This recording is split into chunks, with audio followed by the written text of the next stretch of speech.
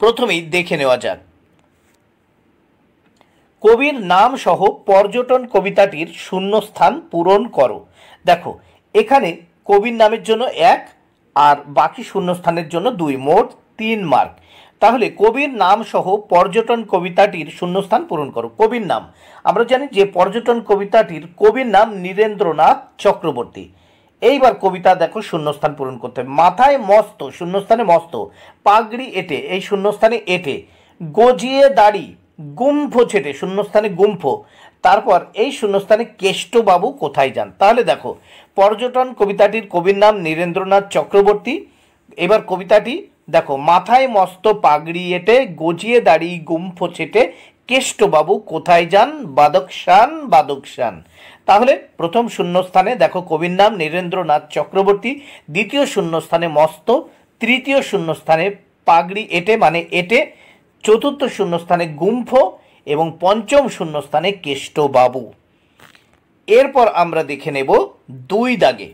দেখো 2 দাগে কি বলেছে, নিচের প্রশ্নগুলির এক কথায় উত্তর লেখো। যে কোনো 4টি, 5টি প্রশ্ন দেওয়া আছে, যে কোনো 4টির উত্তর করতে হবে, মোট 4 মার্ক। প্রথম 2 এর ক, অভিযানের নৌকাটির নাম কি? উত্তর কৌনজ আংরে। তোমরা শুধু আংরে লিখলেও হবে। খ, লিপিদের বাড়ি কোথায়? উত্তর এগরায়। লিপিদের বাড়ি কোথায়? উত্তর এগরায়। গ, হিংসুটির বয়স কত? উত্তর 7 বছর। ঘ, ঝড়ের সঙ্গে কে কে আসে? উত্তর তার সাথী আধি আর বৃষ্টি। দেখো ঝড়ের সঙ্গে কে কে আসে? ঝড়ের সাথী মানে তার সাথী আধি আর বৃষ্টি। উঙ্গ, কুজন কি? উত্তর পাখির ডাক। কুজন হলো পাখির ডাক। বন্ধুরা তোমরা কিন্তু দেখো এখানে সম্পূর্ণ প্রশ্নপত্রটি কিন্তু দেখতে পাচ্ছ। এইবার দেখে নাও 3 দাগের প্রশ্নগুলো। 3 দাগের প্রশ্নে কি বলেছে, এলোমেলো বর্ণগুলিকে সাজিয়ে শব্দ গঠন করো। দেখো প্রত্যেকটি শব্দ গঠনের জন্য হাফ মানে 1-এর অর্ধেক করে 4টি শব্দ গঠন করতে হয়েছে, মোট 2 মার্ক। প্রথমে দেখো আছে ঠা না ও মা, এটাকে সঠিকভাবে সাজালে কি হয়? ওঠা নামা। তারপর দেখো খ, টা ঝ প ড় ঝা, এটাকে সঠিকভাবে লিখলে হয় ঝড় ঝাপটা। তারপর গতে দেখো খা প্রো সা সা খা, এটাকে আমরা সাজিয়ে লিখলাম, রিঅ্যারেঞ্জ করলাম, দেখো শাখা প্রশাখা। তারপর দেখো ঘ দাগে র লা দু বে পু, এটাকে সঠিকভাবে সাজিয়ে লিখলাম দুপুর বেলা। বন্ধুরা তাহলে প্রথম পৃষ্ঠার এই যে প্রশ্নপত্রের প্রথম পৃষ্ঠার উত্তরগুলো তোমরা দেখে নিলে। এবার দেখে নাও পরের পাতা যে প্রশ্ন ও উত্তরগুলো, সেই উত্তরগুলো তোমরা দেখে নাও।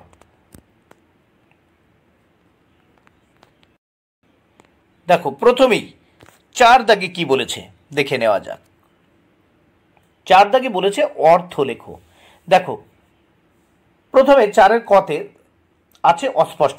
তার আগে এটা দেখে নাও, 4টি অর্থ লিখতে হবে, 4টি শব্দ আছে, 4টি অর্থ লিখতে হবে। এই প্রত্যেকটি অর্থ লেখার জন্যে 1-এর অর্ধেক করে মোট 2 মার্ক। 4টি উত্তর করতে পারলে 2 মার্ক। প্রথমে দেখো ক, অস্পষ্ট, এর অর্থ হচ্ছে আবছা। তারপর খ দাগে দেখো বলাকা। বলাকা মানে আমরা জানি সাদা বক অথবা সাদা পাখির ঝাঁক। তাহলে বলাকা মানে তোমরা সাদা বকও লিখতে পারো অথবা সাদা পাখির ঝাঁকও লিখতে পারো। গ দাগে দেখো ডান্ডা। ডান্ডা মানে মোটা লাঠি। ঘ দাগে দেখো মানিক। মানিক মানে রত্ন বা চুনি। মানিক মানে রত্ন বা চুনি, যে কোনো একটা তোমরা লিখতে পারো। তাহলে দেখো 4 দাগের ক, অস্পষ্ট মানে আবছা। খ দাগে বলাকা মানে সাদা বক বা সাদা পাখির ঝাঁক। গতে ডান্ডা মানে মোটা লাঠি। ঘতে মানিক মানে রত্ন বা চুনি। এইবার দেখে নেব আমরা 5 দাগে। 5 দাগে কি বলেছে, বিপরীতার্থক শব্দ লেখো। 5-এর কতে দেখো শান্তি, এর বিপরীত শব্দ হয় কি? অশান্তি। খ দাগে দেখো ঘরে, এর বিপরীত শব্দ বাইরে। তারপর গ দাগে দেখো বন্ধ, এর বিপরীত শব্দ খোলা। ঘ দাগে জন্ম, এর বিপরীত শব্দ মৃত্যু। তাহলে কি 5-এর কতে শান্তি, বিপরীত শব্দ অশান্তি। খতে ঘরে, এর বিপরীত শব্দ বাইরে। গতে বন্ধ, এর বিপরীত শব্দ খোলা। ঘতে জন্ম, এর বিপরীত শব্দ মৃত্যু। এরপর আমরা দেখে নেব 6 দাগ। দেখো 6 দাগে এখানে কি বলেছে, শূন্য স্থান পূরণ করো। এখানে দেখো সঠিক উত্তরটি বেছে নিয়ে ফাঁকা জায়গায় লেখো।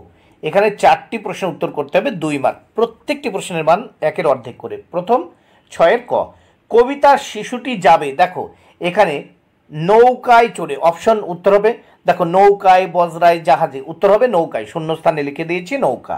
খ দাগে মানুষকে, দেখো এই শূন্যস্থানে এখানে দেখো ট্রেনে, বাসে, হেঁটে, হেঁটে উত্তর হবে, শূন্যস্থানে লিখে দিয়েছি দেখো হেঁটে, মানুষকে হেঁটে দূর দূরান্তরে যেতে হবে।